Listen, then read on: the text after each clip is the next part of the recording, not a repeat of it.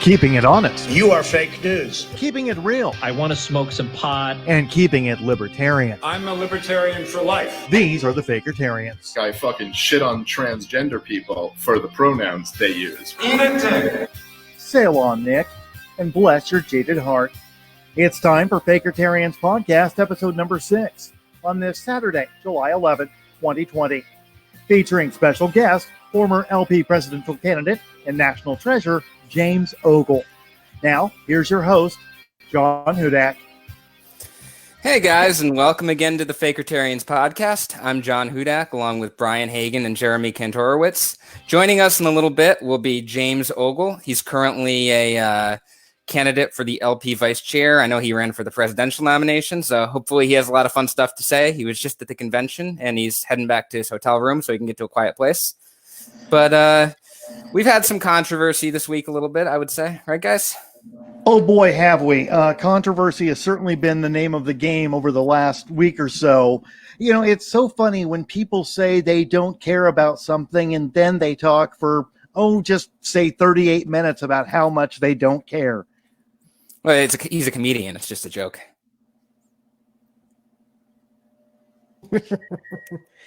It's all just a joke. Everything's a joke. Everything's a joke. That's all it is. It's just a joke, bro. That's all, bro. Don't be so woke, bro. So what we're talking about, for anyone who doesn't know, is we had Joshua Smith on our podcast last time around, and it pissed off Dave Smith a little bit. He was mad that Josh threw Gary North under the bus. He was mad that Josh, even though Josh was like defending him the whole time, he was mad that he didn't defend Dave enough or something like that, and had a little bit of a meltdown. Hey, Dave, if you're watching. Yeah, hi, Dave. See you, buddy. Face to face. He wasn't very happy about our podcast. Yeah, no.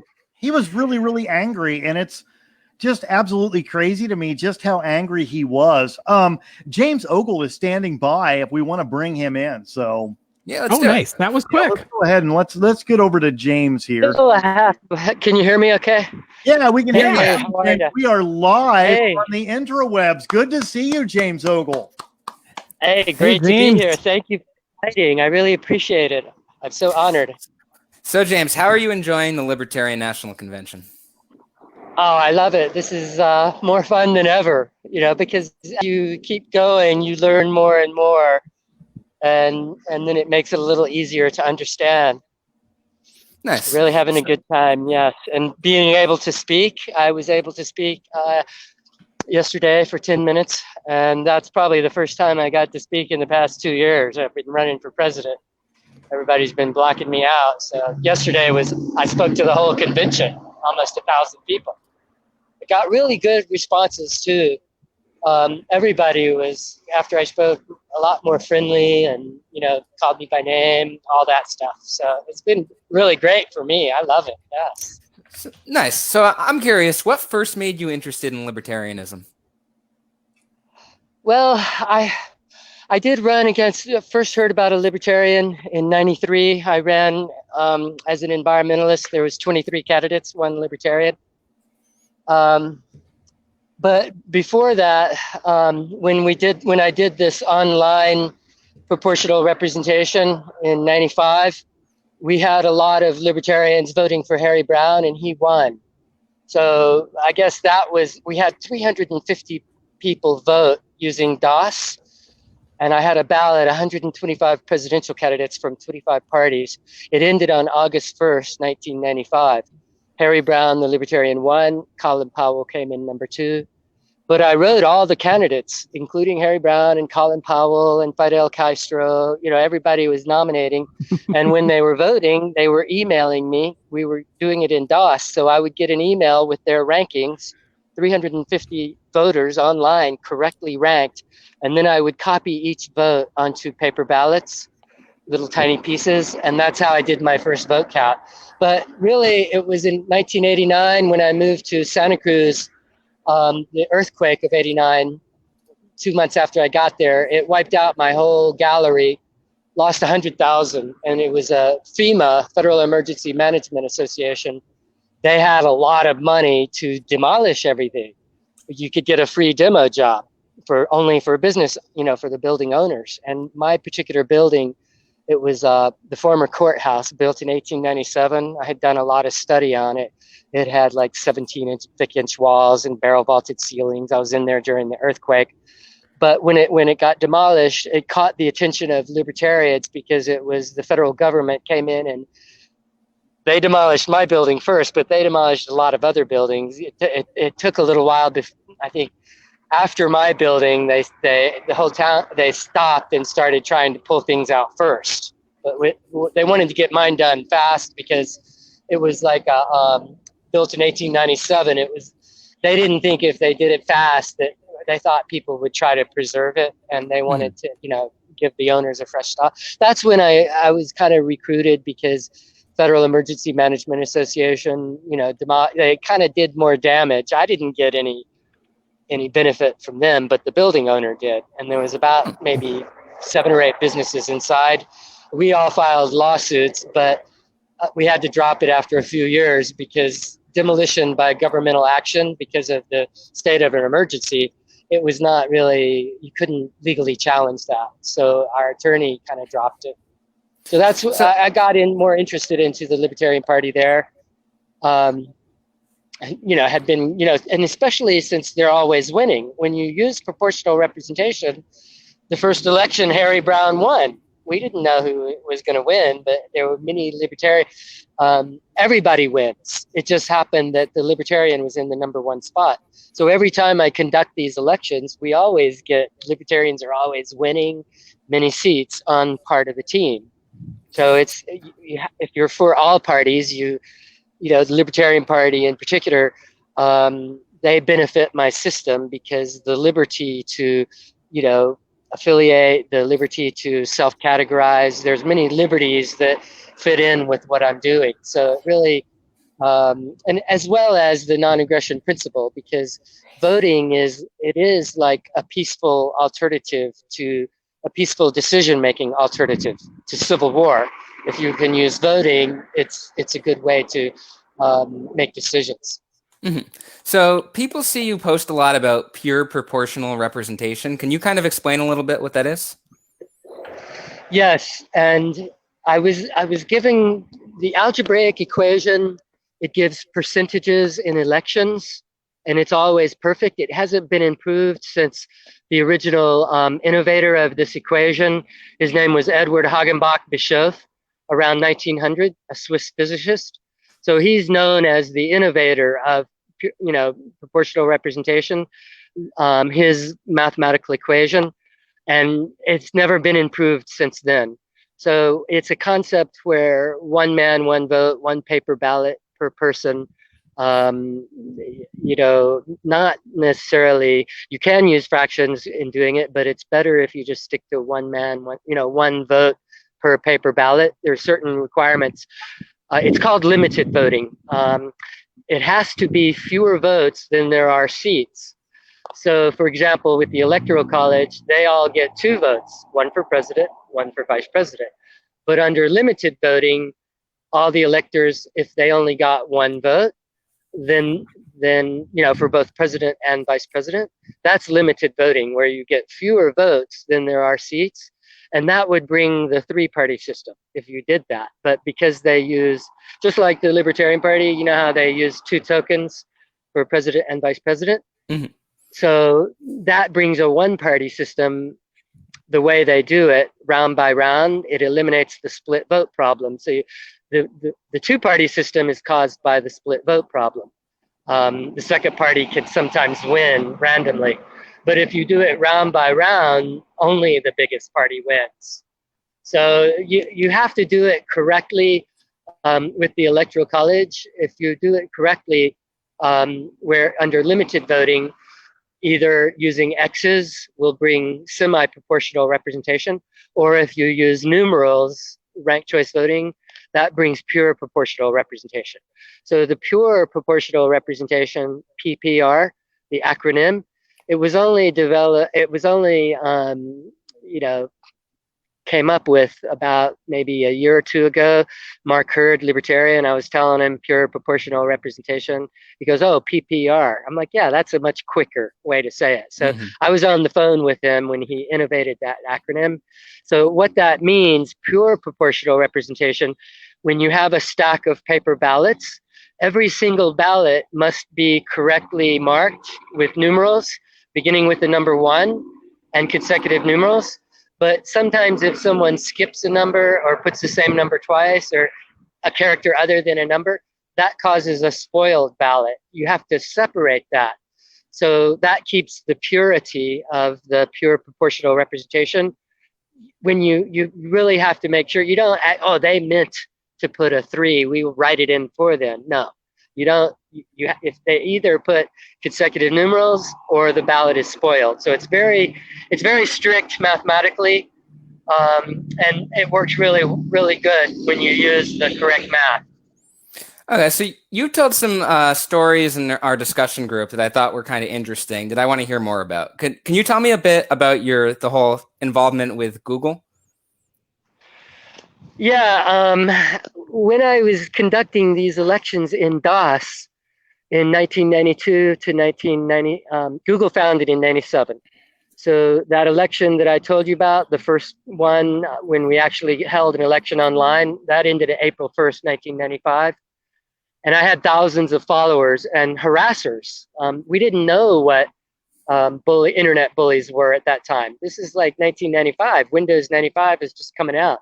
So I had 5 or 10 bullies I could tell you about, but there was thousands of cool people, especially the libertarians. This one particular one, Igor Chudov, he owns algebra.com. So he became our prime minister and I was the secretary. He stayed for 10 years, he still owns algebra.com. So what happened after the first election when Harry Browne was, nominated on April 1st, we were in 6-month cycles. So by 1996, we had a new cycle and Alan Keyes, Republican, put my election on his page. And he was actually the biggest vote getter in 96. And then in 97, I continued it. Eventually, we changed. We had to elect rules because of the harassers. And so we established like a majority coalition is the largest faction who approves the rules. And so we each cycle, we would improve the rules. So in late 1997, around October of 97, is when Google joined my conversation with thousands of people. So the details, there's very, very interesting details. If you'd like, I could tell you every detail I remember about that. If you have time, would you want to hear the exact details? Sure, we have time. Yeah. Okay. Yes, definitely. So basically, when Sergey Brin joined the conversation anonymously, he typed the question, because my posting address was jugal@cruiseio.com. Those are my initials, James Orlando Ogle, J-O-O-G-L. Beautiful name, by the way. What? It's a beautiful name, by the way. James Orlando Ogle. It has a great ring to And my it. grandfather, Really does. I'm from Birmingham. He was actually, I could tell you, he was an activist when they had the church bombing there. And my father, too. They were James Orlando first and James Orlando second. I'm the third. So we had sort of a tradition of, activism. And so Sergey Brin, he typed, what is a jugal? Because he had a search engine called Backrub. And he had been trying to sell it. Nobody was buying it. He tried to sell it to Yahoo, and he didn't know what to do. He was a student. And so he typed, what is a jugal? And in that conversation, we had been talking about Google, Googol. Prior to that, a woman owned the domain name Google.com at that time, and we had been talking about it. So when Sergey Brin asked, what is a jugal? Someone typed, I don't know who it is, but they typed, I don't know what a jugal is, but a Google is a numeral. And they spelled it like my name. And so I remember that moment. I go, wow, that's cool. I'm flattered. So someone got the name for a program. I didn't know what a search. I don't think I knew it was a search engine. I can't remember. I guess when what happened was I didn't know it was a search engine.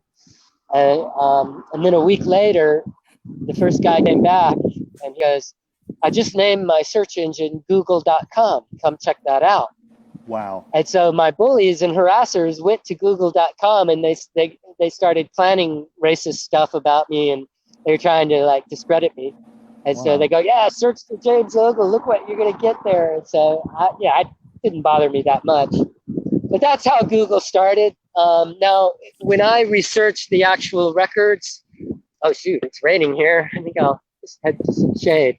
Oh, no. But when I researched the original records, I just saw a few months ago, when you register a domain name, when they registered it, October of 97, I distinctly remembered that another woman owned Google.com the day that, because we had been talking about it.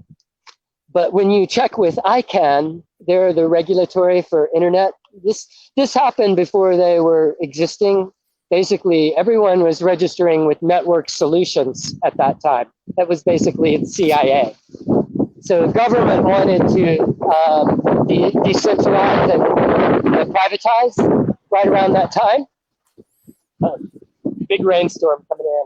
I'll duck into Denny's. But, Denny's? but if you check with ICANN now, I could go for some Denny's. Me too. I want some biscuits and gravy like you can't even imagine. Okay. I want to slather it all over me. Okay, anyway, I distinctly remembered that another woman on Google and that Sergey Brin registered Google at around October of 97. But when you look at the ICANN records now, they have both Google and Google being registered on the same day. And really? I forget the exact date. Yeah, it wasn't for some reason when I thought it was around early October 97. But if you look at ICANN records, both Google and Google.com are registered on the same day. It might have been like late September. The exact date wasn't at the same time. So I'm thinking that maybe those records with ICANN had gotten touched up because it has someone registering both domains on the same day. But it does have a different owner that owns Google.com now. And it'd be hard to contact them. When I researched who the owner was, it was some company. Oh, I Definitely see. not affiliated with Google. Yeah, so whoever it is now, it's probably not the same woman who owned it, in 97. Well, it was But very that's how smart. Google, yeah. That's a wonderful story. I mean, you were right there from the ground up of Google, and it's a good thing they went with Google and not Jugal, because the alt-right would have taken that over. Yeah, some people in Israel did register Jugal, and they made a search engine that looked exactly like the Google page, but with a J. Did But they really? I recently checked it. Yeah, that was going for a long time. This is 25 years ago. Yeah, so I think their Jugal search engine, I remember it was going for 5 or 10 years, but I don't think it's going now. But Yeah, they had it like as a lampoon. Actually, I've just pulled it up. The site comes up. It's not. It just says it's under construction and contact us, and doesn't have any information. But there is definitely a Jugal.com still. Yeah, the original buyers probably lost interest. It's costly, to maintain a website. It is. I was very curious. Let's fast forward now. You're talking about, Google in the 90s there. Let's go up to after 2001. Okay, 9/11, the day that everything changed. Noticed on stage, you were carrying a sign talking about investigating Building 7. Can you talk about that a little bit? I'm fascinated. Yeah, my sign currently is different. I mean, that's today. I just heard about Richard Gage, and he does our Zoom show. He's doing another one with us in a few weeks, talking about all the demolition chemicals they found in the debris. But me, myself, in around 2000, I moved to Paradise, California, from Carmel to Paradise. And I lived there for about a year. And then I bought 4 acres near there in the same county on the Northern Sierras.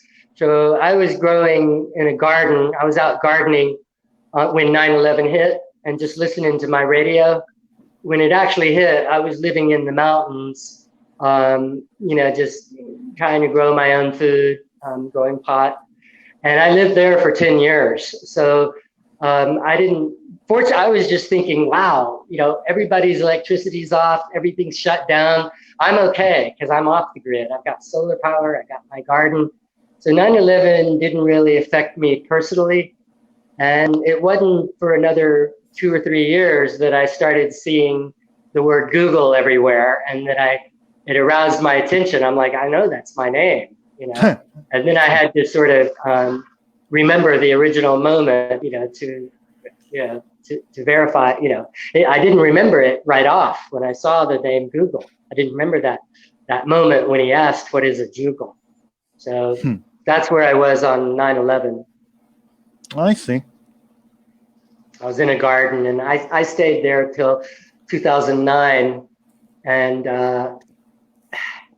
it's kind of got into a bad situation. All I can tell you is some people like they get a lot of fun out of murdering people and watching them die. And it just happened to be someone living very close to me. So I moved out of there.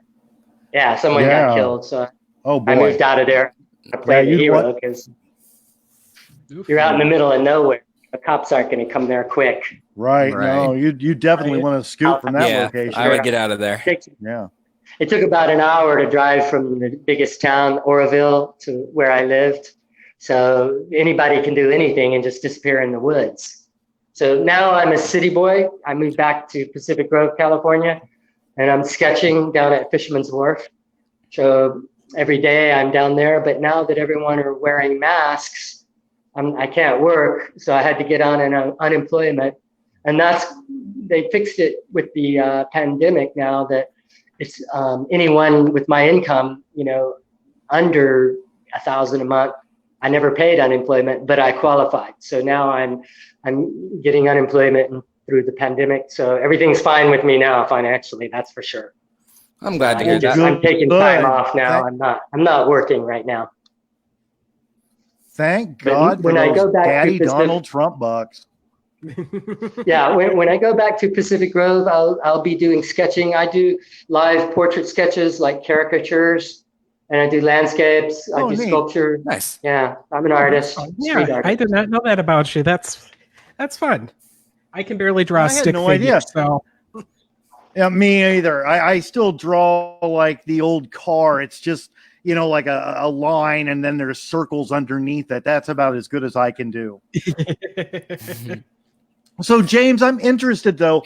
How did you hook up? How did you get involved in the so-called truther movement and hook up with engineers and architects for 9/11 Truth? Well, I was at the Libertarian California. Is it California? Yeah, California Libertarian Convention, running for president. February. How many times have you run for president? I'm curious. How many times have you run for president, James? Twice as a libertarian. Twice as a libertarian. I ran in 1996. What happened was, remember I was telling you, Harry Brown, how it all started was like this. Remember I told you Clint Eastwood ran against us in 86? Mm-hmm. The guy who started. Yeah, well, the reason why he ran against us, because he read about us in the newspaper, because the guy I was working with, Mike Bogatyrev, his parents were from Russia, and they taught at they moved here. He was born here, Mike Bogatyrev. He's my age. We're still friends. So he was running environmentalists around for like county seats. And when we were running Tim Grady for mayor, we didn't know Clint was going to run. He filed on the last day. So suddenly we're like getting national media. So that's another story. But what are we trying to get to? How did we get into that? Well, and so I got interested in the Environmentalist Party. And so when I moved to Santa Cruz, first I ran in Carmel, 1988. When Clint's term was over, I ran for Carmel City Council. But Clint didn't run. He didn't run for mayor again, and I didn't win that. So I moved to Santa Cruz in '89, and after the earthquake demolished me, or FEMA demolished me, I was looking at the barrel vaulted ceilings during the earthquake. No cement dust was coming. They just rolled. It was all intact, but they demolished it. And then I decided to run for city council in '92. So just by coincidence, just out my door was a mathematician where I lived in a small apartment place. And he goes, yeah, you're running for Santa Cruz City Council to divide the town into 7 districts. Right now it's at large, but there's a third way. It's called ranked choice voting. You can live anywhere in the town. And if you want to vote for someone near you, you put a 1 by them. But if you want to vote for someone who's politically aligned with you, they're across town, you can put a 1 by them. You live anywhere and get represented. So I kind of liked it. And so I ran in '93 on proportional representation for U.S. Congress. Leon Panetta joined Bill Clinton administration, chief of staff, and I was in his district.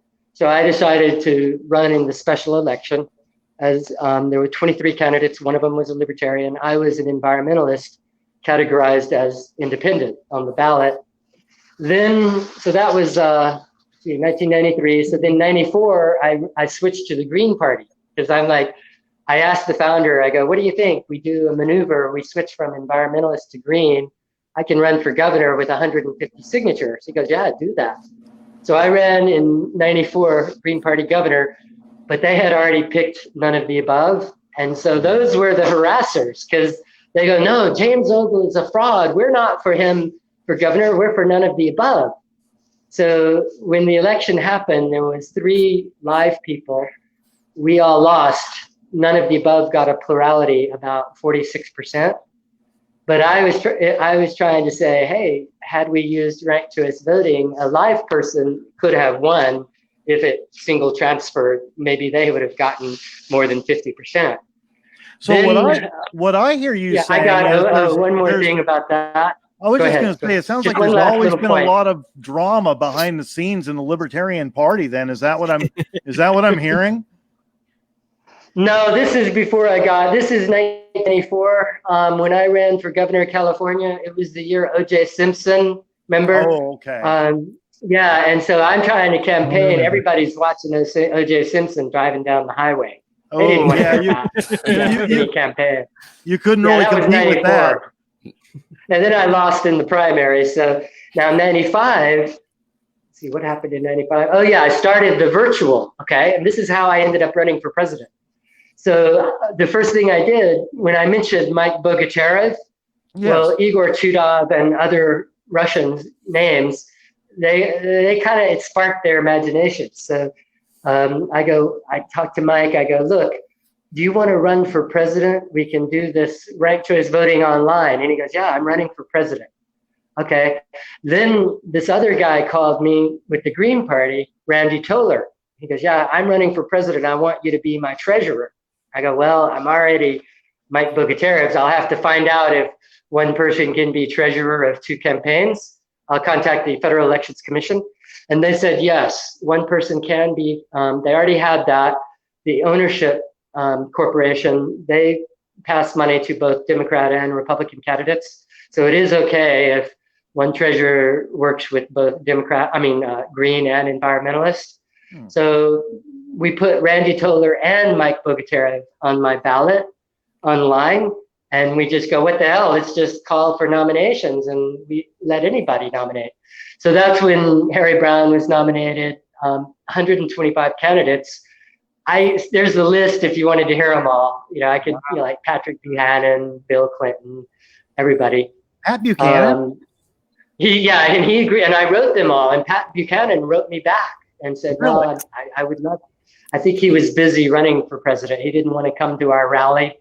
It was going to be around April, I think it was August 5th, 1995. We had a free speech rally with band and announcements, and we were inviting everyone. So he declined, and Willie Brown and everyone who I wrote, Bill Clinton wrote me back. I got about 5 or so. Oh, Ralph Nader wrote me back, and he was not even running for president. In fact, that's what he said. He goes, Ralph Nader wrote me. He goes, I'm sorry, I'm not running for president, but where are you going to post that ballot? And I wrote him back. I go, it was a snail mail. They weren't using the internet. He probably didn't even know about the internet. I wrote him back. I go, I apologize. I could take your name off. I'm posting it on the internet. Then he wrote me back again, or his assistant wrote me back. And they go, it's okay. You can keep Ralph Nader on your ballot. I'm like, okay, cool. Then about 6 months later, I read in Ballot Access News, Ralph Nader running for president. So the Green Party, the Green Party was doing the same thing I was doing. They were inviting him to run for president, and they're going, but we will really put you on the ballot, not like James Ogle. We could put you on the California ballot. So Ralph Nader really liked it. So even though he gave me permission at the beginning, he never answered another call or wrote me again. I tried to get him involved because he ran 3 or 4 times. That was just the first time he ever ran, 1996. In fact, I went when he ran with the piece. Go ahead. Oh, I was just going to say, I used to talk to Doug Stanhope on MySpace back in the day. I'd write Doug like randomly at 3 o'clock in the morning, and he'd write back. And at Doug Stanhope, now there's a funny comic for you. Anyway, back to you, James. I just had that thought. It's always nice. We nominated. Some people nominated Comedy Central, and if you look at our current, they only just recently got eliminated, but they were both on my parliament for a long time, and I would email them, or I can't remember, I contacted them somehow, but when I watched them on TV, they're starting to talk about things that I'm doing, but it's their idea, like Communist Party and elections and stuff like that. So kind of a little spin from what I was doing. John Stewart and who was the other guy with Comedy Central? Colbert. The one way back when? Craig, way back 96. Craig, what's his name? Oh my goodness. I used to get so stoned with my friends after work. I'd get off about 10. I'd walk up to their place, and then we'd watch that guy, Craig Kilborn. That's his name, Craig Kilborn. Oh, yeah. Am I right on that? I remember that name. Okay, yeah. He was that real snarky guy. So, yeah. It wasn't him who it was. They were partners. John Stewart and another guy, they were partners at that time. Interesting. Like 50-50 partners. I don't remember his name right now. No, I don't know. That was after Craig Kilborn. So his late night show failed. So I have a question. You said once in the Fakertarians group, and I need to hear more about this, that you once received erotic messages from Cher. What was that all about? I just need to know. Well, when I ran, and I was going to tell you, you asked why I ran so many times. Well, that was the year of 96 when we started. We originally nominated the Pop Party, and I made a video about it. Did you see how Google got their name? That video I made, it has Marcus Denoon running for president. Okay, I think I may have. I'll skip forward to what you were asking. What was your question? Well, you said once that you received erotic messages from Cher. You said that in the group. Right. Okay, that's 2012. Yeah. Okay. So what I first, let me tell you how I ran for president, because what happened was we were doing a lot of marijuana marches. It was the time of Proposition 219, getting signatures, do a lot of political movement. And so this one friend of mine, he goes, well, I'm going to run Marcus Denoon for president with the Pop Party, because he makes these videos. It's called Mr. Ganja Man. My friend is the cameraman, Jeff Sachs. So he goes, I want to make so they made a video. He knocked on my door. I can post the video here. It's a 15-minute video that I made from a computer screen. It's not high quality. But what happened, we didn't know Marcus Denoon. I didn't know he had cancer. And so he was going to die within like about a year. And so he made the movie of him running for president. And I wrote all the Secretary of States in the U.S., Pop Party for president. But then when he told me he had to resign because of health reasons, then I filed my name, and I filed with the Federal Elections Commission. And I may have written all the Secretary of States, but that's why I ran, basically, is the Pop Party ran, and I thought I was onto something. And I actually ran with the Labor Party. I started with the Labor Party, and then I switched to the Free Parliamentary Party. in 96. And then I switched eventually to the Pop Party, and I was with them for about 10 years. So when you see my videos, we have the Pop Party flags, and libertarians would go, hey, Libertarian Party is the Pop Party. But I'm the ballot preparer. It's like you get a word by your name. It can be a libertarian, it can be pot. But then, so basically by 2012, that's after I had realized, I realized Google started from my name, and I was living in the mountains, but then something happened. So I moved back down here to the Bay Area. And then for some reason, I wanted to run in 2012. Because of my name, it was everywhere. So I'm like, hey, I can capitalize on this. So in 2012, I ran, and Roseanne Barr was, now I can tell you the exact, I'll get to the point about Cher. That's what I'm leading up to. But I met her through Roseanne Barr. Okay, so in 1996, we had this one socialist guy, because I'm friends with everyone, Republican, etc. So our top Republican right now, he still works with me, Jim Doyle. He's so straight. He's a Catholic. He quit drinking when he was 9. The communion, he quit. So he's a Republican comedian, but he doesn't like Democrat jokes. They have to be clean. So anyway, he goes, I got this friend. He's running for president, Captain David Fry. He graduated from Harvard. He's an expert on China. I go, well, let's get him to run on our system. We run a lot of presidential candidates. So he agreed. And so we became friends. He was a real asshole chauvinist. Like, we'd eat out and he would insult the waitress and embarrass everyone. It was a continual mouth. And so anyway, one day he called me. He goes, Ogle, call Roseanne Barr. Go to her website. She's running for president. Start blogging on her site. Try to get her on our team, because we're trying to get a lot of presidential candidates again. So I did that. So I started blogging on her site in around very early 1995. And for a full year, nobody went to help her. So I started coaching her on proportional representation and Green Party. And because I was working with her, somehow Cher and I became friends. I don't remember exactly. It might have been her website or email or something. And she and I were just in communication at that time. And so I was kind of shocked, because she started sending me like these erotic messages, like very detailed explanatory about me and her, or it wasn't necessarily me, but just, erotic, sexually explicit, almost like a porn film, in words. With Cher. So, That's great. Yeah, with her. So I was like, wow, I'm in there now, man. I have heard stories from Cher's early days of finding out the internet exists, and her not really being able to hold back on much. It's crazy that what? She emailed what? It's just crazy that she would be sending these things like she's Cher. Did you see that? You saw that before too? Did you see some of that from her too, or am I the only one who knew about that?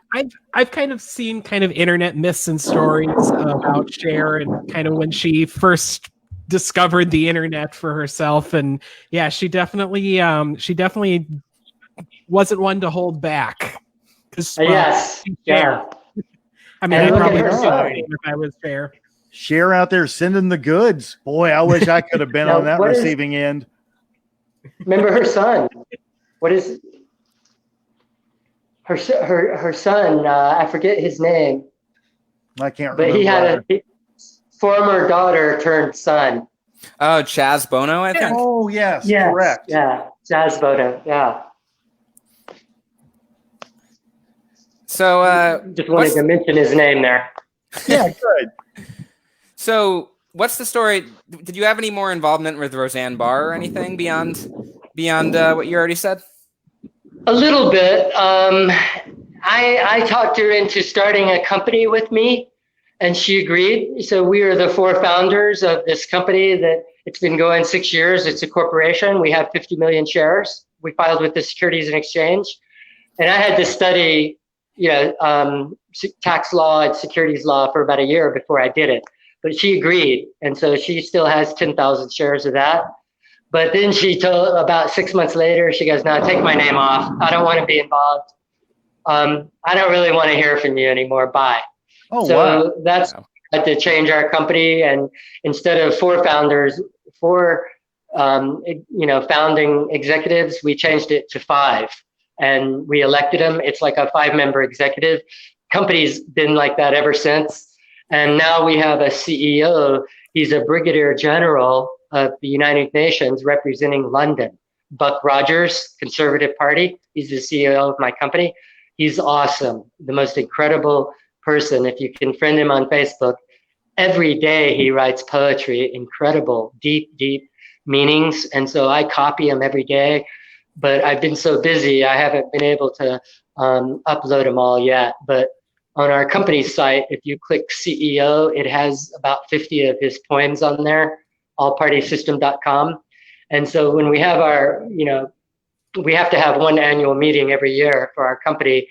Buck Rogers is not that involved, but we have 18 board of directors now. So we count votes, and so it changes corporate psychology because we're trying to improve. See, the Securities and Exchange regulates all corporations, so we too are regulated. So when I told them, well, we have a new way of working to where board members don't get as many votes as they have shares. They only get one vote per board member. But the Securities and Exchange, their laws say you get as many votes as you have voting shares. So if it's on the board, you might have 20,000 shares and the guy next to you maybe 5 shares and they don't have a chance. So we're like, no, we want to change that. So the Securities and Exchange approved that. We can change that as long as people sign a pre-governance agreement that they understand they only get 1 vote on the board. And so that's what we're still doing. So the company is the business part to do with money, like cameras or whatever. The political part, PPR Electoral College, that's free. It's political. And everybody can vote for free. And so the company and the political, we can work together, but not a nonprofit. See, we were a nonprofit. And back in Carmel, it was an artist group that I started, nonprofit. Back then it was called the Monterey County Art and Gallery Association. But then we go, no, we want to be more political. So we actually changed the name to California Parliament and then US Parliament. But then about 10 years later, the IRS informed me, no, you can't be a nonprofit and political. So we go, okay, we'll switch to a corporation then. So that's why we're a corporation and a political working together, because that's legal as long as, the funds are documented and everything. But you can't work as a nonprofit because the IRS, they don't like that. They go, look, nonprofits are for sick people. Okay. If you're going to try to do a nonprofit for politicians, it's going to cost you a lot in legal, expenses. The only reason it's a write-off. So if you're a political group, you're not a nonprofit. You have to file. It's a special filing with the IRS, neither corporation nor nonprofit. But as an entity, you still have to pay taxes as a political group. So that's how we ended up as both the PPR Electoral College and All Party System Company. And now what happened was, to sort of sum this up, sorry, I'm talking forever. No worries. Okay, what happened was there's so many more people in the world. Around the world, people started liking, we had like a virtual boardroom for USA, and then we had a different boardroom for international. But only one boardroom can set policy. You can't have 2 boardrooms on one company under Securities and Exchange laws. So only the USA boardroom was the legitimate one. But because we kept getting more and more international, they were kind of being affected because they didn't in the US. So it took about a few years. We changed our status with the Securities and Exchange Commission. We went from the virtual USA boardroom, we transferred the voting power to the international boardroom. we're still a USA corporation and we still have the USA boardroom, but it's just symbolic. We don't really do much with it. It's kind of frozen in time. So the international boardroom is actually the owner, and we started the international parliament and that all is because of a woman named Jen Corinne. She's in UK. Somewhere. She's a programmer in UK, and when we had started the company, she was with this party called the Liberty Party, and so she goes, well, can someone outside of the US join your company? And I go, well, you can if you're the first one and you'll be the president. She goes, okay. And so she happened to do what's it called? Second Life virtual reality programming.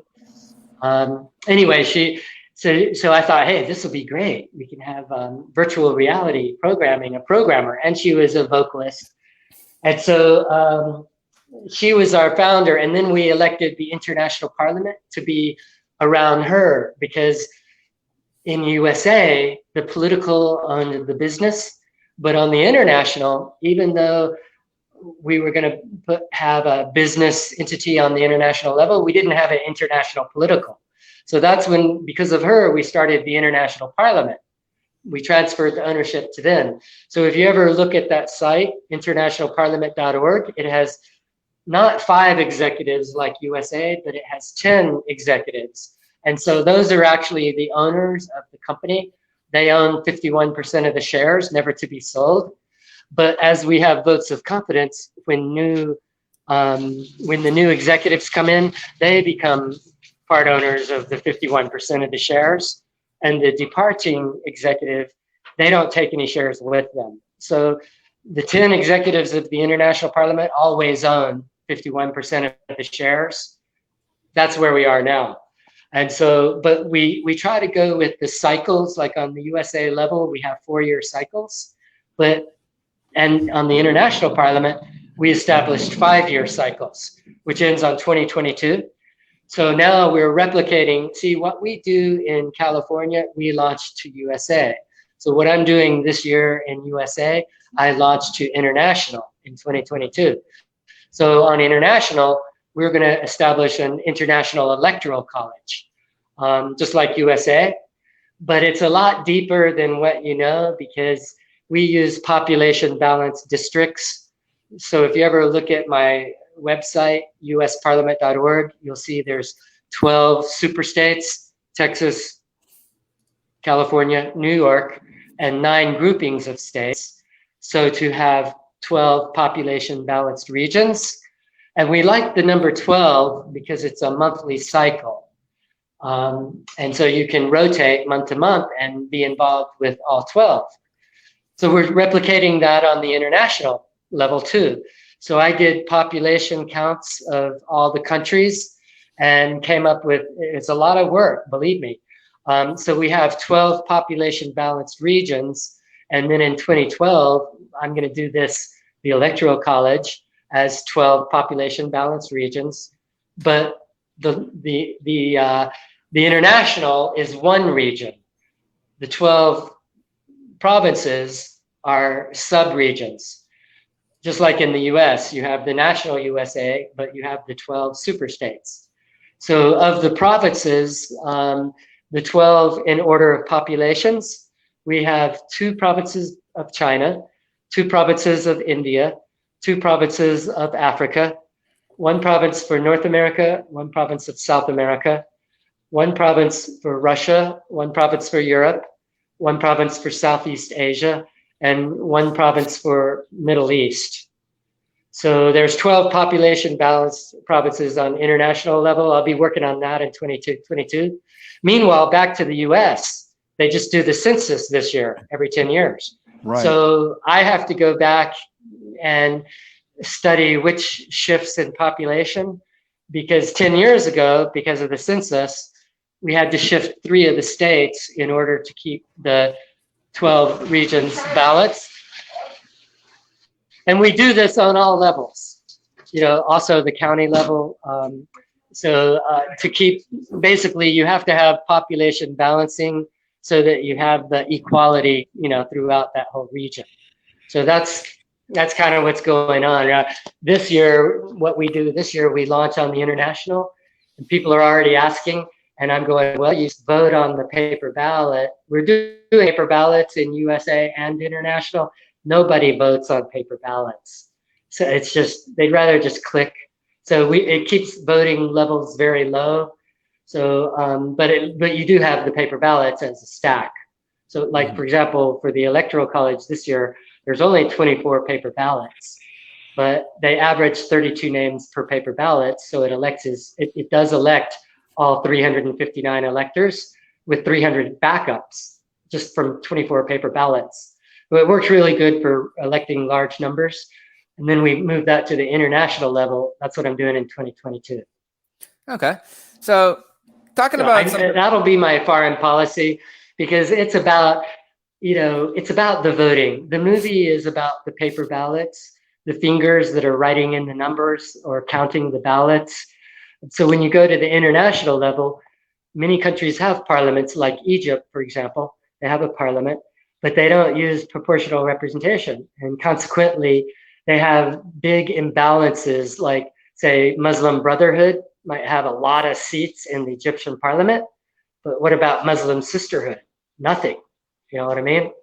So it's different from every country, but to do it peacefully, not with bombs. And so, for example, Israel, I'll talk about that if you want to, when you're ready, but I'll pause here if there's any other questions. No, you can talk about that next.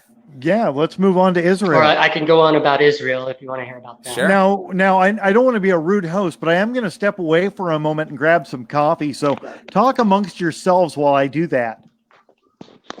Yeah. Tell us about the I'm not getting any volume on this end. Can you hear me? Yeah, I can hear you. Okay, for some reason, the volume is very low here. Huh, that's weird. Do you want to hear about Israel now real quick? Absolutely. Yeah, absolutely. Okay. Definitely. Israel has a Knesset with 120 seats. I think the threshold is about 5% per seat. So if you have 120 seats and you get elected with 5%, how do you elect all the other seats?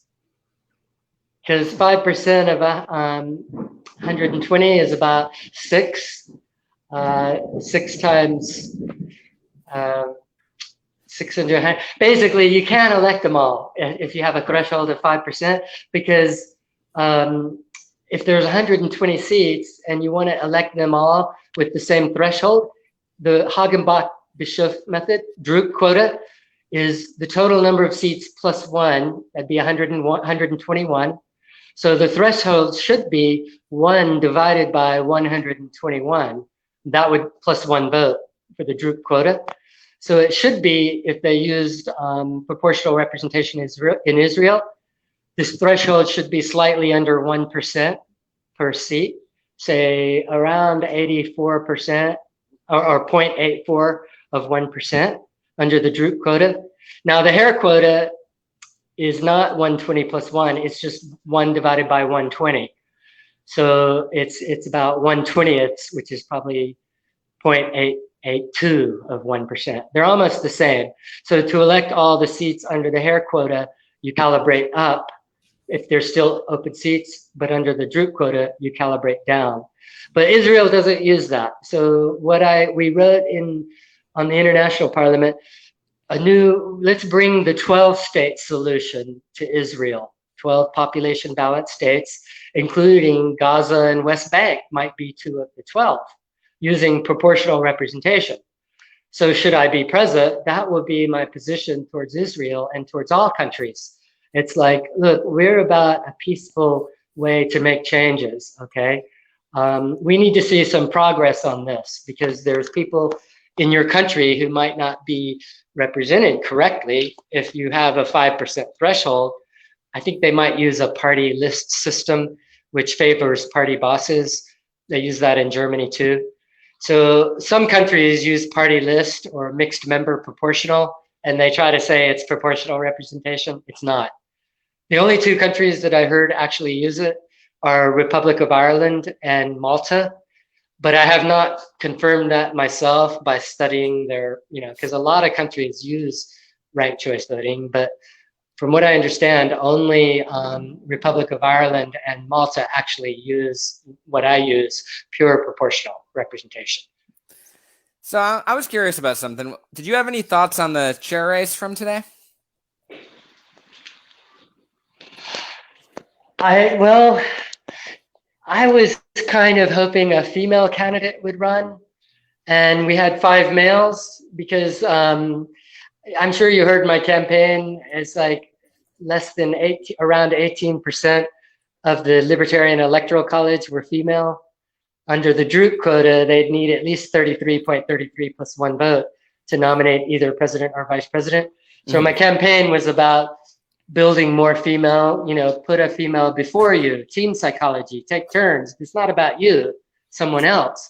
Once we get them a little higher, then it's okay. But for now, we have to build morale, among women to get, to build on that. So now, what was the question again? I'm trying to lead. I was just wondering if you had any thoughts on the chair race and the results. results Yeah. today. So I asked all the women, Alicia, what's her name? She's the co-parliamentarian with Karen Harlow, Alicia Matson. Matson, yeah. All the leaders that I could find, will you run for president? Kim Ruff, everyone. And everyone declined. But when I got here, Dulot Nelson was going to run as a write-in, and his owner is a female. So my thoughts was getting him in. So I lobbied everyone. I passed out their cards, get Dulot on, and he was nominated, but then didn't qualify. So it was only the males. So it looks like Joe Bishop Hinchman has won. And as he was walking by tonight, I go, Joe is not a female name. But we have a presidential candidate named Joe. So now, and he considers himself a female. So it kind of fits into my system that he won because Joe can be a female name and he considers himself a female. So when I run for vice chair, that's going to be part of my, I might mention is that we already have a female I'm going to be passing out my personal electoral college ballot. So people can practice, and I'll be saying, vote for a female Joe #1, and it's for everybody, executives, president, vice president, senators. We elect 538 seats. Then they start pecking top to bottom. You pick whatever title you want. So it's a lot quicker than doing it one at a time, which is a one-party system. By the way, I'm on 3%.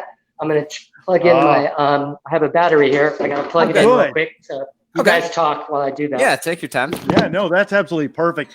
I think this is an award-winning show here tonight. We're really proud and pleased to have the one and only James Orlando Ogle joining us. One of the things I thought about John and Jeremy, Dave Smith had said that our show is awful.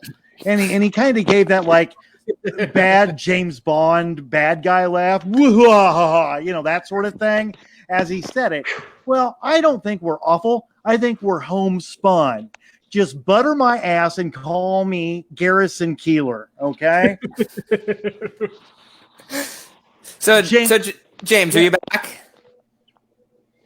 Are you back? For some reason, my volume is not working good. I don't know what it is. I can hear you, but I have to hold it closer to my ear. Go ahead. So, I was wondering, do you have any thoughts on the runner-up in the chair race, Joshua Smith? I'm just wondering. I like Josh as a person, and I've ever since I started this campaign, I've messaged. In fact, when I first announced, when I first met him, I sent him a friend request, and I wanted to tell him about what I was doing, but he never responded. And that was like almost 2 years ago. So ever since then, I've always tried to message him or when I see him to try to talk to him. But he's good friends, Angela McCardle, right? Mm-hmm. So she nominated him, and she's a very smart person, very smart. And she lives in LA, and this other friend of mine, Mark Hurd, and her don't get along, and so Angela doesn't like me as a result. So her relationship with Joshua is very tight. I'm like an outsider to that. So it's hard for me to break through that sort of a wall And I just saw him today, and I said, "Hey, Josh, let's talk sometime." I just have never been able. So of all the chair candidates, I wanted to try to find someone who wanted to work with me. None of them would ever give me the time of the day. I'm supposed to be some sort of outcast or oddball or problem or something. And so if they talk to me or acknowledge me, somehow it's good for them. So Wow. Dulap Nelson and Rachel Willis was the only one who actually, she agreed to be on my system. And you probably know who she is, right? Yeah. Joshua Smith's ex-girlfriend, Rachel Willis. Yep. Yeah, I know her. So I had some interaction with her, but then about 30 days ago, she said, "No, don't ever mention my name. I don't want to be on your system. Don't connect me with that." So I took her name off because we had Dulap Nelson was one of our members. But on our system, you have to have a real person. You can't just be a word like none of the above or all of the above or the lizard. It has to be a live person. So we could have Dulap, but as long as they had a live person. Right. So when she told me to take her off, I had to remove the lizard. And also, remember, Liz Botkin also asked me to take her name off too. So when both of those names were removed, 2 new names were reelected. So I'm not really able, but then today we finally made friends with Rachel Willis again, but she doesn't really want to talk to me. I mean, I could tell by her eyes, she's looking around when I'm trying to talk to her, but that was Josh's ex-girlfriend. Yeah. So, I'm just kind of an outsider trying to connect with the chair candidates.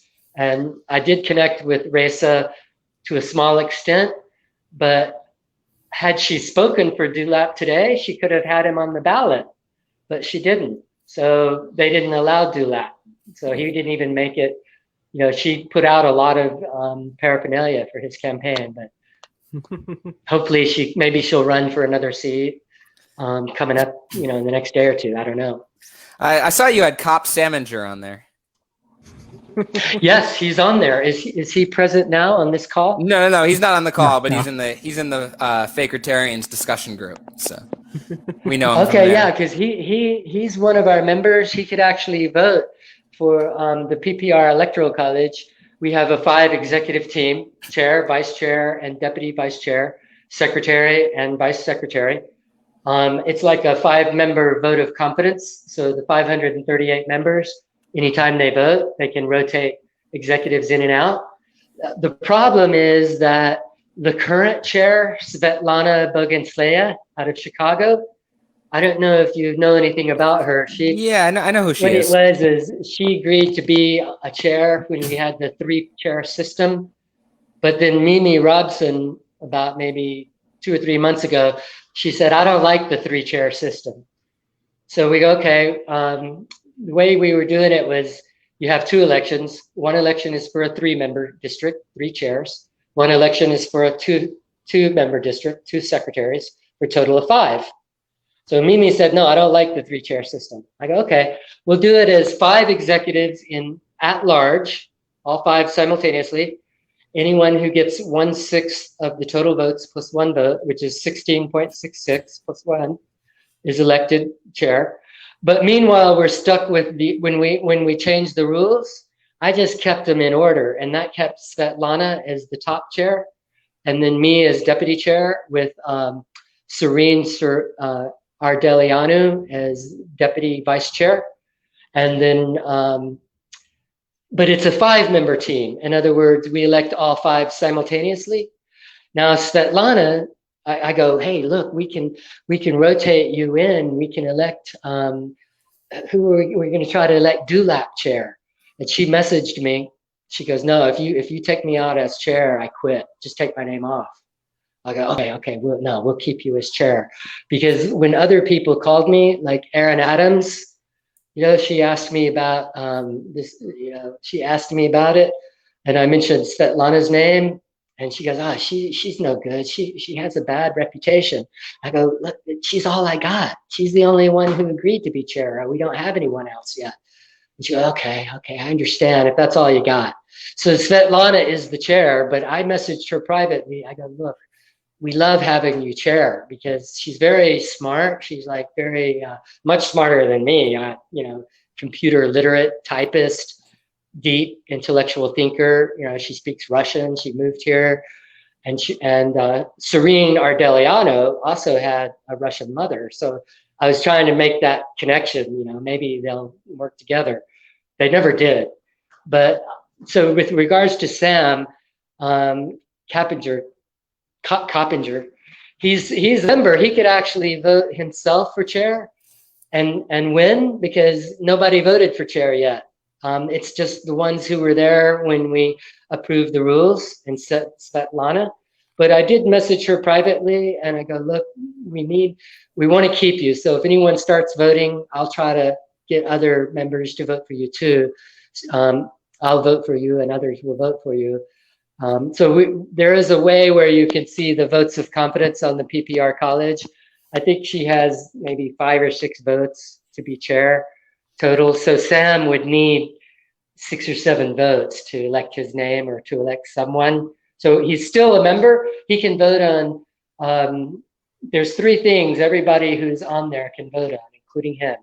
Number 1 is for the 5 executives. He can rank names and then the top one picks first. So he can, maybe one of his nominees, we need better ones. I would welcome his vote. It might not elect chair, but we have 5 different, executives. And so all the executives can vote on that. But when you vote your vote of confidence, it's not by paper ballot because the paper ballots, we have everybody's proof, like their signature, their contact information, that verifies and validates. Now, once they're a member, if they vote by telephone or by email or paper ballot, I just have to type it in digitally. And if anyone wants to confirm it, they can contact them to confirm. So say if Sam wanted okay, so Sam can vote for the 5 executives. Vote, and if Sam. any of them, he will be able to cast a vote. He could email it to me. It has to be, it's called it's like the elector vote of confidence for the 5 executives, and he can change it for the next 4 years. This is permanent. So if he takes his name off, someone else gets elected. But for the next 4 years, he can vote for. I'm sorry? I said, Sam, don't do that. Take advantage of this opportunity. Yeah, he buddy. can vote. Well, we can always outvote him, believe me. Sure. If we're threatened by him, yeah, we can always get more voters. But he does have a right to vote as one of the 438 electors. Plus, he can vote on the guidelines too. That's a separate vote. The way that works is just like ranking names, but you rank all the guideline items. So say if he comes up with a new item, hey, I think we should have all votes chiseled in stone. I want to make that my number 1 item. And then he ranks others. It gets averaged in with everyone else's votes. Then if it attains 50% plus 1 of the total voters, it gets approved. That's called the majority coalition. So if he approved the rules as they are, whoever approves the set of rules, they're known as the majority coalition. Right now, there's only, I think, 5 or 6 people on the majority coalition. So it's easy to change. One person can't do it. But if 5 or 6 people buy into the new change, we can easily change the rules. That way, we're dynamic. So someone like him, even though some people might not like him or whatever, he might have good ideas and he can still vote. It's like if a communist has a great idea, it can still get, say, pave the potholes on Tuesday. If people like it and the majority approves it, it doesn't matter what about the person, it's the item. So as a team, we can approve anything. So we would welcome his name or his ideas. That's always welcome. Nice. Okay. So and all of you too, like if you wanted to serve on the executive, just because you're interested, that Sure. would attract votes. And it might take a few days. We would elect you in there because the 5 executives we have now, like the 2 secretaries, I don't know if you guys know Jonathan Jake, Libertarian out of Los Angeles County. He's our current secretary. Does anybody know him? Don't think so. I don't think I do. He's super smart. He ran for Attorney General of California. That's how I met him. I think it was about 2000, I don't remember the exact year, 2014. And so he was favorable to what I'm doing. He's an attorney for copyright law in Los Angeles. So he's super busy, but he's friendly. You know, he's still a nice guy just because you can't call him right up. But the point is we can always use better people. Now, the deputy chair is a Green Party guy, Green Independent out of Maine, the state of Maine, Benjamin Micklejohn. He was a former chair of the Maine Independent Green Party. And I met him when Roseanne Barr was running on the Green ticket. And he's a very cool person. He's not that involved right now. I mean, he does say, sometimes he'll appear and, you know, approve something, but he's not like super active because he has a regular job. But when I first started working with him, he's one of the few people who was counting the votes correctly when, you know, we had to gather the votes and post them on a web page. So he posted on his website, he replicated what I was doing. And it really helped because my computer died and I didn't have any records. So I just went to his site and I was able to replicate it and it was like, you know, we didn't miss a heartbeat. It was one of the only times we ever had somebody who was really helpful on vote counting. And so he's still the deputy secretary, but he's not active or anything. I'm pretty much doing everything. So we can use more people. Like if you're interested in vote counting or the electoral college or whatever, we would definitely welcome you on the executive. Just, you know, let me know. And if there's anything you want to do, we always welcome that. So James, you mentioned that you're kind of the odd man out, kind of viewed as an oddball. Why do you think that is? Well, because I really believe in this proportional representation, and it's so hard to understand. Just to give you an idea of how long it took me to understand that it brings team psychology. The team psychology is about a stack of paper ballots with numerals on ink, black ink on white paper. And you can hold it and verify it and count it yourself. But the problem is I was doing this counting and vote counting for 15 years, every year on paper ballots before I realized, wow, that makes team psychology. It took me 15 years of hand counting paper ballots to realize it brings team psychology. So I can't expect someone new to suddenly, wow, that's a great idea. If it took me 15 years of physically counting, see what I mean? So when new people hear about it, it might spark their interest. Like you see a lot more people using ranked choice voting, or you see, oh, hey, welcome, Sam. Welcome to the show. Nice to see you there. Sam Coppinger is really a friend of the show. Huh? I said Sam Coppinger is a really good friend of the show. Oh, cool. Welcome. So he is there then, huh? Oh yeah. He's hanging out. Okay, he's is watching. he just listening, or is his video he's there watching too? Yeah, he's right listening. now. Okay, he's one of those four. Red hat? He's just watching. Okay. Welcome, Sam. Yeah, we were just talking about your name. And then we got into this other thing. I forgot what I was talking about now. If you want me to finish it, let me know. Sure. Yeah, I mean, please. I just kind of see. I forgot what I was talking about. Do you remember? We're all just kind of hanging out and having a good time, you know. Hey, I'll ask you this question: do you think there are a lot of racists in the Libertarian Party? Me personally, I don't think that's something you can really make a broad brush categorization. Okay. I don't think it's true, and I think everybody's different. Okay. My mother, I consider her to be kind of racist, you know. Me too. And it hurts me a lot, but I still love her, and Sure. I can't change her. She's 91. Right. So, I mean, I still love her and accept her. It's just not important because everyone has different views, and they're so diverse. You can't just broad brush and call someone that name. You know, it means so many different things. It can mean many different things. So I think the problem with the Libertarian Party that makes it look racist is because they use plurality voting or one-party system, ranked choice voting and approval voting in single winner districts, that it excludes new people or different people. It's called a one-party system. So only the insiders are always nominating, like this campaign for president. It started in South Carolina with Jim, what's his name? Dan Fishman in Washington with the Libertarian Party.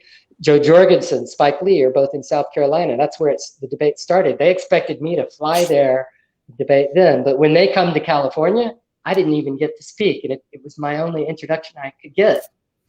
That was like, in February. So it's what they do is when you have the people when they had the presidential debate in California, there were 12 presidential candidates attending, but all the voters only voted for the new ones who could be in the debate using approval voting. And the 6 new people, or the 6 outsiders, couldn't even be in the debate. 3 of us were from California. 2 flew out from Pennsylvania. One of them was Phil Gray. 1 flew out from Georgia. Remember John Mons? Yeah. He flew all the way out from California, couldn't even get in the presidential debate because of approval voting. And so it was almost like, remember, he was also running for the vice chair on Joe Jorgensen's ticket. And because it's a single winner, the insiders were able to nominate someone else, and he got kind of left out in the cold. That's what a one-party system does. It leaves out not just third parties and independents, but women. There's never been a female presidential candidate. There's 2 genders and 2 seats, but yet in 250 years, there's never been a woman. So that's why I think it's an opportunity. Are you happy? Women understand that, but I don't, to some people, it's not important. So, if you're asking, are libertarians racist? No, they're not. It's just that the voting system excludes minorities, and racial minorities can be excluded. Just like women are a minority in politics. They don't like fighting because sometimes it gets physical. So I hate by using proportional, it brings everybody. I hate it when I break my glasses, James. That's just a real mess, and I really like. Sorry, I have to put it to my ear just to hear. Okay. I don't know what's wrong with my phone. Oh, you're fine. You're fine. Are you happy that Joe Jorgensen was nominated as the presidential nominee? Not 100% happy. I was running on all 10 women's tickets. 9 had filed FEC Form 2, Federal Elections Commission, and 1 had only filed with the California Secretary of State. Her name was Gabby Espinoza. And so I was my strategy, because I do ranked choice voting, is to run on all 10 tickets of women, and then I might get number 2 from all their supporters. I don't know which one it is. So during the campaign, I would try to, I tried very hard, and I contacted almost all 10 of them. I know all 10 of their stories. Now with Joe Jorgensen, I didn't really I didn't connect with her. It was more of a traditional campaign where, they're like a mouthpiece. It's all pre-recorded, very controlled. So it wasn't like very friendly to, teamwork and stuff. So I was more attracted to other female candidates who were more, reciprocating to what I was doing. And that ended up being Serene Ardelianu, because she was, she agreed to be part of what I'm doing. But then we were at the California debate. Me and her were 2 of the 3 California candidates, and Ken Armstrong. We didn't even get an introduction to our own state because they used approval voting to see who'd get into the debate. We'd been waiting 2 years, going to all the conventions. No, wait, our presidential, we'll be doing that in 2020. You can't speak now. I never got to speak, even at their convention. Me nor Serene Ardelianu. But Joe Jorgensen did. And nobody even knew who we were. We couldn't even get nominated. So in a way, I mean, I am thankful, because I was trying to get a female candidate, and it fits with what I'm doing. That's successful. But because, I was running for president and vice president, I couldn't get nominated for vice president under the libertarian rules. So Spike Lee, he knew what I was doing. I messaged him. I go, yeah, tell Vermin Supreme, we're running on a female ticket. Tell him to run on Serene's ticket. But I never heard back from Spike. But when it was between him and John Mons, he was able to get that, not because it was a female ticket. It's just that his name was on the ballot. And so he could call around and, then people knew who, they could see his name. And South Carolina was kind of where Jo Jorgensen was. She's like an insider, one party, even though they might not have been working together. They know a lot of the same people, like Stuart Flood, former chair of South Carolina. I had experience with him running in 2012, and I didn't like him at all. But he was Jo Jorgensen's campaign manager, so I knew who he was. So when I tried to call her, I got his number, and he's like, "Yeah, I'm her campaign manager. Oh, this is James Ogle." I'm like, "Yeah." He goes, "Don't you remember me? I was your representative in 2012."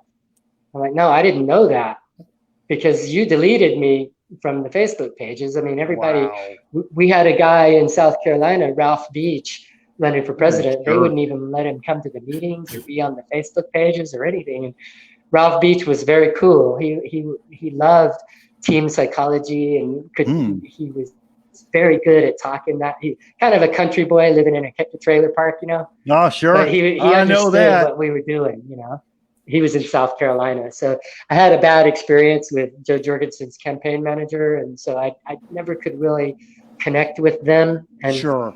Even at the last debate, I helped her, when I did meet her finally, I go, "Oh, guess what? The opening statement is extended from 2 minutes to 3 minutes." And so, "Oh, thank you, James." I don't think she knew who I was, but she goes, "Oh, thank you. I can get my speech ready better now. We get 3 minutes. Thanks." So I kind of helped her a little, but she may not have known who I was, and we just never connected. You know what I mean? So sure. I'm happy she won. It fits with what I was trying to do, but I'm not the VP. So right, you probably that's another should be. Story. But you said that Spike Lee never got back to you. Have you tried reaching out again? He saw that as an opportunity for him, maybe. Because he was on the ballot as Vice P with Vermin. Sure, with Vermin, he was in South Carolina. What do you think of him? I'm only into the team psychology. I like Vermin. Vermin voted on my ballot. He put a woman. I was running on the horse ticket from the beginning, Heather Horst. And so Vermin asked about her. He goes, "Who is Heather Horst?" The band player. She has the band Human Teeth Parade. She's a criminal attorney. So he voted on my ballot, the Electoral College ballot. Vermin did vote on paper ballot. He voted Heather Horst 1, Vermin Supreme 2, Sandra Salas 3. And I don't know if you know who Sandra Salas is, out of Pennsylvania, the libertarian slut. I thought that was me.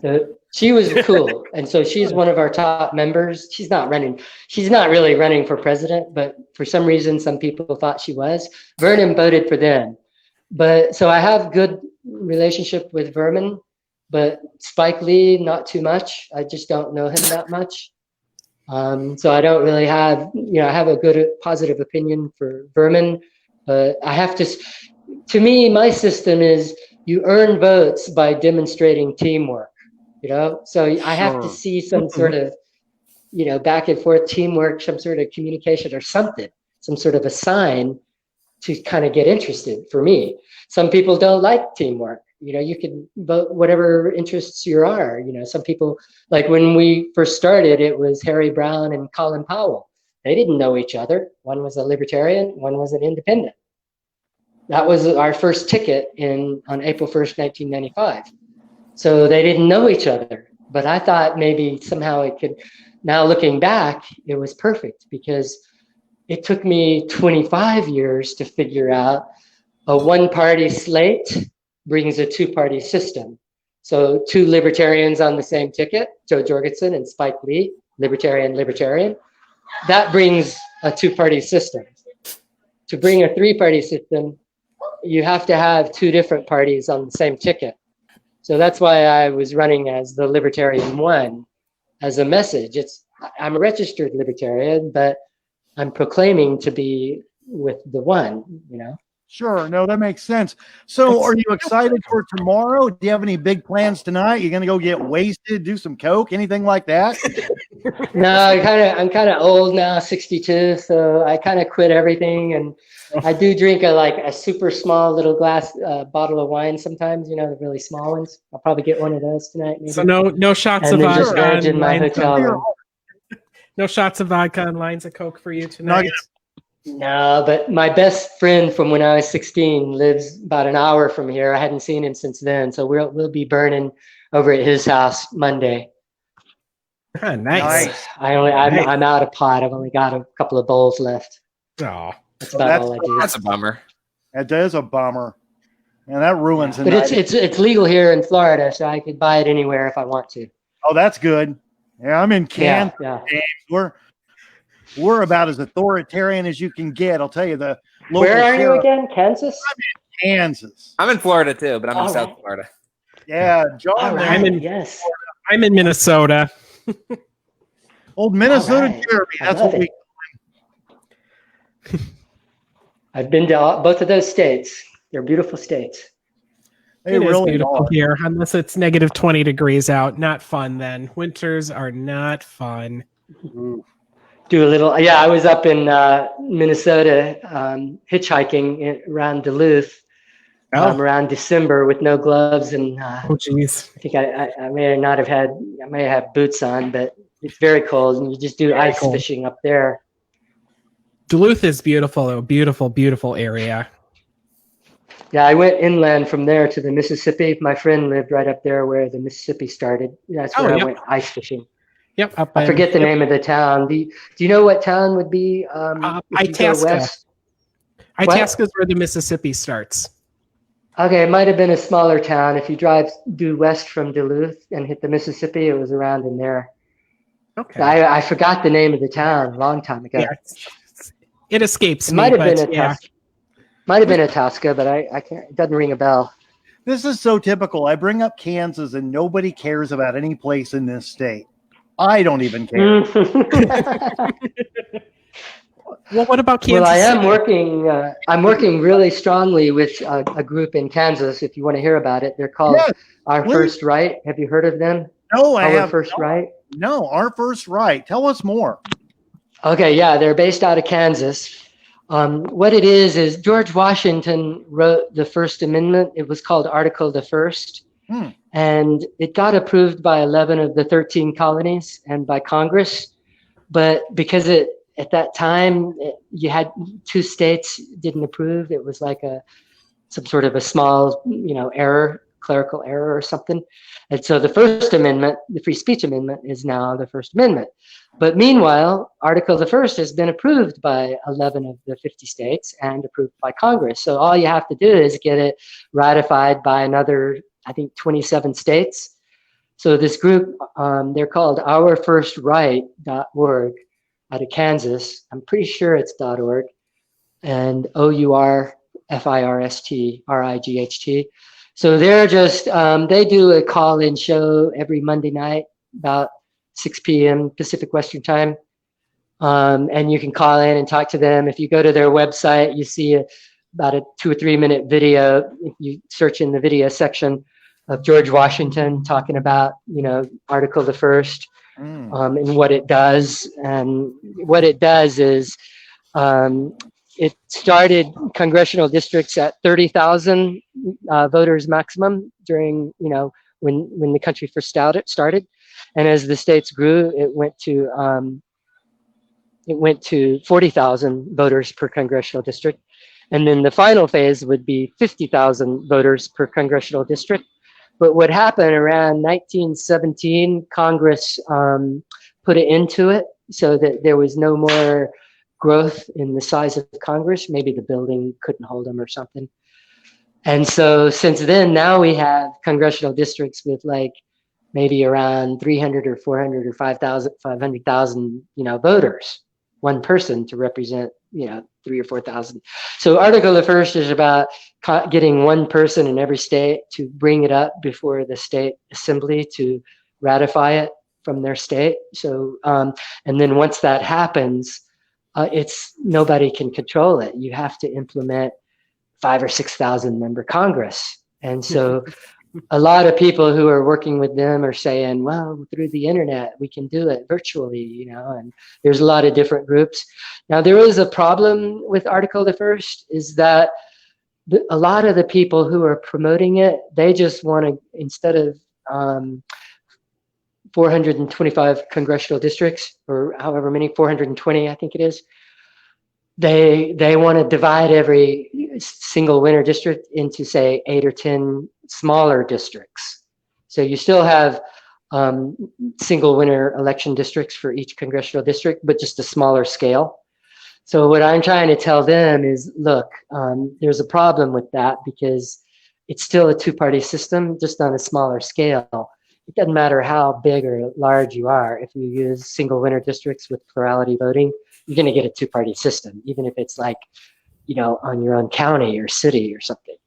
So the correct way to implement Article the First is to, in your congressional district, for every 50,000 voters, you add congressmen to that district, but keep the district size the same, but it might have, say, 8 or 10 congressmen. But each voter only has one vote. That's called limited voting. So if you have, say, a 9-member congressional district with using the Droop quota, it's a 10-party system. But if you have a 9-member district using the Hare quota, it's a 9-party system. So you can bring a 10 parties. The number of seats per district determines how many parties. So like if you have a single winner district, it's the total number of seats plus 1 for the Droop quota. That's a 2-party system. But as you add more people per district. So this Article the First, based out of Kansas, just some nice people, Republicans, and you can call in and talk to them. And Jim Doyle, my best good friend, he's our top Republican. He calls in and, you know, gives them reports on what I'm doing. And, you know, so everybody likes Article the First, Democrat and Republican. And that's one of our items on my Unity platform. We have 17 items, and that's one of them, ratify Article the First. Well, that makes sense. James, I got to ask you, who did 9/11? Could you repeat that one more time? I'm sorry, I was trying to look at my screen there. Who did 9/11? Who did 9/11? That's a good question. I'm not smart enough to tell you, but I can tell you this. You probably saw my post about USS Liberty. Oh, yeah. And the woman, I don't know if you've read the story, it was Israeli jets. And, you know, the history says, oh, it was mistaken identity. But the commander is on my show. He's there. This is 200 people of intelligence. When they see Israeli jets fly over 4 or 5 times, they got an American flag waving. They know they were identified as an American. So they want that changed. It was Johnson. He was corrupt. Now, the woman who investigated it all and wrote that book, Blood in the Water, her name is Joan Mellon, and she joined my show with some of the sailors who were still alive from USS Liberty, including, you know, Commander David Lewis and one guy who he took a lot of photos before and after. His name is Don Pagely, and he's on our show, on our Zoom show, and the author, Joan Mellon. And she's saying, look, we investigated the USS Liberty. I put a lot into it, and she did. She invested Mossad, you know, what do they call the Israeli intelligence? Mossad, I believe. Mossad, yeah. So she investigated. According to her, President Johnson, his girlfriend, was working with Mossad, and there was some sort of a deal. Oh, if you forget about some deal with Israel and some event happens, then there's going to be a lot of booty coming down for the military in Vietnam. Somehow that was connected. If they blew up the Liberty, it had to do with a lot of money for Johnson, according to her. I haven't read the book. I got to buy it. It's called Blood in the Water. A friend of mine was supposed to send it to me. He didn't. So anyway, the guy that is promoting the Zoom shows, Roy Kendall, he's my press secretary. He's a Democrat out of Visalia, California. I met him at the California State Libertarian Party this year. That's how I heard about this, what he's doing, the new WTC 7 investigation.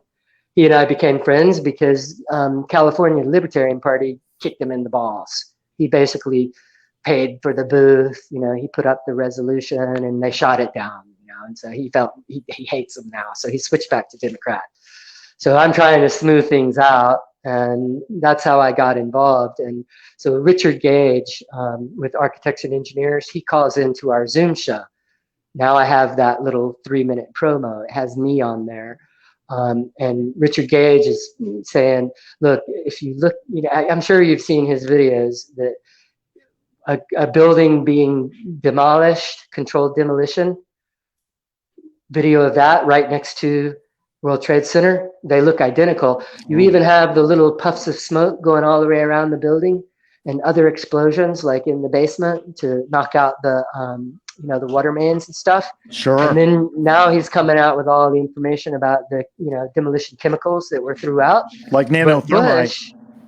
But Bush turned down all, with FEMA. FEMA was in control of that. Remember, they're the ones who I was interested from the earthquake. Right. So this really, so I'm going, wait a second, I don't know, FEMA sounds a little big here, handling, shipping all that metal to China as recyclables for, before even doing studies, nobody bothered to study, extensively. It was kind of shut down. But was that for the camps at all? What? Was that for the camps at all? All the stuff they were shipping? What do you mean camps? FEMA camps. No, they shipped the steel to China. China bought the steel from the building. Okay, so they melted it down. Somebody sold it and got money. But the building was insured, and there's a lot of questions that had been researched. So if we can get, so Joan Mellon, she goes, why are you, we don't need a new investigation on USS Liberty. I did that. What we need is a new investigation on World Trade Center 7, the third building, because it came down just like a demo job too, and no plane hit it. It just dropped. So that's collapse. And so nobody studied that, and they actually put roadblocks. So the architects and engineers, those are like 100. I studied architecture myself, University of Oregon, for 2 years, and so I kind of identify that. If you have I don't know how many, probably over 1,000 architects and engineers, they're following it too. And this University of Alaska report was different from the other reports. So, but the higher ups rejected it. So they want a more extensive investigation. And Joan Mellon, who wrote Blood in the Water, she would be a great investigator, if we could get her. Yeah. But I think it's an important, because Richard Gage is, he's always coming out. He's coming out with this new evidence. He's going to be displaying it on our Zoom call every Saturday night at 6 p.m. He only calls in maybe every month or two. And then the USS Liberty people, they're calling, today is Saturday? So they're having a call right now with the USS Liberty people. Well, no, I think it starts at 6 p.m. Pacific time. So, some of the sailors from the commander, he'll be on it tonight. If you were interested, I could, give you the, it's on my website. If you go to allpartysystem.com, sure, day-to-day updates, allpartysystem.com, and then if you see day-to-day updates, there should be a Zoom link in there. I try to update it every day we get news. It's you should be able to click it and join right in on that Zoom call with the commander of USS Liberty, David Lewis. He's pretty old now, close to well over 70, probably close to 80. Wow. Heart problem. He's not going to be around much longer. I'm old. Yeah, that's too bad. Hopefully you can gain everything from him you can. Well, James, I want to thank you personally for being here tonight. Have a wonderful, wonderful day tomorrow at the convention. I have to pay by the hour for my dial-up, and we've already been talking for an hour and 42 minutes. So we're going to have to wrap things up with you, James, but it's been a lot of fun here tonight.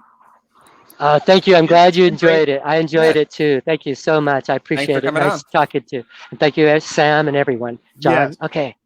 Thank you, y'all. James. Have a good evening. You too. Enjoy tonight. And if you find some weed, smoke one for me. Well, that was a lot of fun, guys. Oh, yeah. I mean, That was I a lot of learned fun. That was a good Wow, time. I learned a lot of stuff. I learned different voting styles. I learned about Building 7. I And learned Spike about Lee. Roseanne Barr, and that Cher is a dirty, dirty girl. I learned that online voting is possible and Mhm. has been clearly probably more efficient. Maybe James should be conducting the online voting portion if that occurs again in the future. Good idea. I'm pretty excited about Spike Lee's run, personally. Yeah, me too. Yes. I mean, Spike Lee is going to be the next vice president of the United States. You can't beat that. I mean, Nope. we as a Libertarian Party are doing the right thing. Hey, speaking of, I wanted to mention, okay, I am now a dues-paying member of the Libertarian Party. I plunked down the $25 after all these years of being registered as a Libertarian, but now I guess I'm getting a little card in the mail. There should be a tote bag, but there's not. But for $25, I get a little card, and I can say I am a true member of the Libertarian Party. So give it up You for signed me. You signed up through Tom Wood's link, right? Of course I did. I mean, that's the only way to sign up. Tom's out there promoting the party and promoting liberty, and I wanted to. No, I didn't sign up through Tom. Why doesn't Dave Smith get a link? Oh, good God! Where's Dave Smith's Libertarian Party link? That's a very good question. I don't know. Lemonparty.org. Did you all see? Well, I know you did when he said last night, I'm one of the biggest draws to the party, blah, blah, blah. Oh, yeah, he claimed he was the largest recruiter. Everyone loves unfunny comedians. Oh, yeah, it's huge, especially Groypers. Arrogant much there, Dave? But no, this has been wonderful. So I want to thank all two people who watched us tonight and hung out with us the whole time. Sam Coppinger, you're coming back on the show soon, baby. Oh, yeah. We got to get him on. Yep. Sam's coming back. Loserbrigade.com. Don't forget to check out that website. Mm-hmm. that'll lead you right to that's essentially Dave Smith's link. There we go. Right. Yeah. That's how you want to register for the LP. But, I'm glad to be a part of it after spending this weekend watching every moment with bated breath of the convention. I got to tell you. Point of order. It's the most well-organized, well-run. There's no dilatory actions. It's efficient. Yeah, it's very just efficient. Extremely. It just runs so well. No, honestly, it's a shit show. But I do have to say, Alex Merced did a fantastic job as chair. Mm-hmm. Absolutely. I would not want his job. Oh, God. That does not look fun. I don't know. I kept thinking it could be kind of great. Drop a hit of acid, then go up there and try to run Robert's rules. I would assume that's probably the only way to do it. That has to be the only way to do it. Nick giving us the great. So, Nick, we appreciate you so much for all that you've done or something. And Joe Bishop Henchman, if you're watching, you're going to be on the next show. We haven't booked you yet, but we haven't booked you, but you're coming be on the next show. Yeah, so that you know, he's free in 2 weeks. He better be. We've declared it. Yeah, we don't want to have to violate the NAP. Okay, we're not violating the NAP, so you're going to be on the show. This horrible show. They try so hard, those Fakertarians. He told us he said to give us a follow or something like that, didn't he? I believe he did. Let's see. What does Dave Smith have to say about this? Dave, anything? Guy fucking shit on transgender people for the pronouns they use. We know. We That's not follow very you on nice. Twitter. Just the disclaimer. He was saying he didn't, but yeah. Libel disclaimer because you never know with that guy. Yeah, it just got fucking shit on transgender people. Yeah, it just got chopped off. That's all. I can't work my computer. Oops. We'll play the full one next time. I'm sure we'll have some nice clips from that. Oh, sure. Oh, yeah. Oh, I've got lots of clips lined up. So maybe next time unless Joe Bishop Henchman actually comes on the show, which we'd really love to have you, Joe Bishop Henchman. I think we can pull it off. Congratulations. Yeah. Well, this has been a really fun show, just kind of hanging out and lounging about with the three of you and our good buddy, James Orlando Ogle. John, you want to say goodnight? Good night, everybody. Thanks for tuning in. We'll be back in 2 weeks. We don't even know who our guest is yet, but we'll have somebody. So it's Joe Bishop Henchman, I tell you. That's who it's going to be. I'm going to try. Jeremy, bye. Bye. Good night, everybody. Good night.